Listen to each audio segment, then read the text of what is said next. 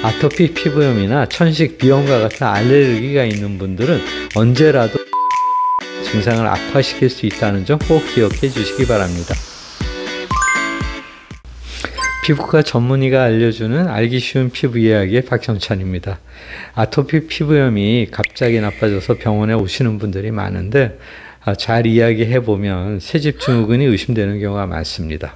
오늘은 새집증후군이 무엇인지 어떻게 대응하면 좋을지 생각해 보겠습니다.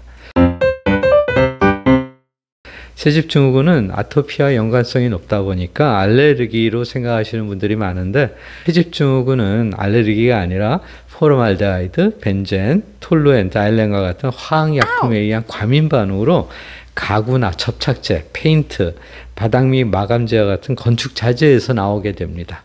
예를 들어서 새로 가게들이 입주하는 현장에 가보시면 휘발성 냄새를 느끼실 수 있는데, 이것이 전형적인 새집증후군이 생길 수 있는 상황이라고 보시면 됩니다.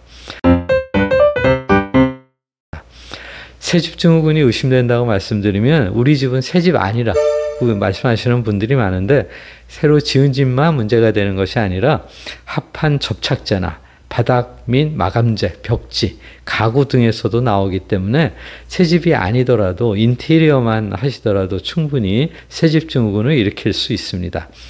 음식점이나 카페 같은 경우는 새로 생기는 경우가 많고 인테리어를 주기적으로 하기 때문에 아주 중요한 새집증후군의 환경 인자가 됩니다. 당연히 집안의 가구도 문제가 될 수 있는데, 쉽게 생각하지 못하는 원인으로 사무실이나 학교의 책상, 가구 등에서 새집증후군의 원인 물질이 방출될 수 있다는 점 꼭 기억해 주시기 바라고, 심지어 우리가 입는 옷에서도 포르말데히드가 나올 수 있다는 거 잊지 마시기 바랍니다.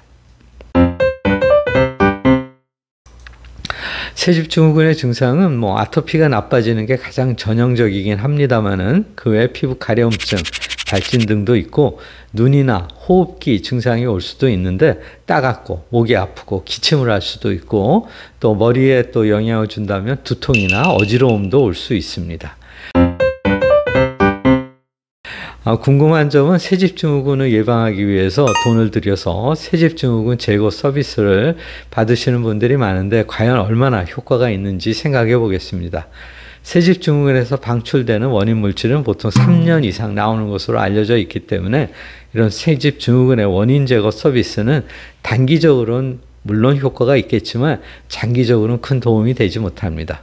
가장 좋은 방법은 주기적으로 베이크 아웃과 같은 환기를 시켜주는 것인데, 실내 온도를 높인 다음에 환기를 시켜주는 방법이지만 사실 쉬운 일은 아니기 때문에 높은 온도로 베이크는 하지 못하더라도 주기적으로 충분히 환기를 시켜주는 것이 필요합니다. 요약해 보겠습니다. 아토피 피부염이나 천식, 비염과 같은 알레르기가 있는 분들은 언제라도 새집증후군이 증상을 악화시킬 수 있다는 점 꼭 기억해 주시기 바랍니다. 새집증후군을 일으키는 화학약품을 제거하는 방법은 충분한 환기가 제일 좋고요. 공기정화 식물이나 공기정화기도 도움이 됩니다. 또 자재와 가구를 선택할 때는 친환경 인증을 꼭 확인해 주시고, 향초라든가 디퓨저, 방향제 사용을 좀 자제해 주시면 도움이 되겠습니다.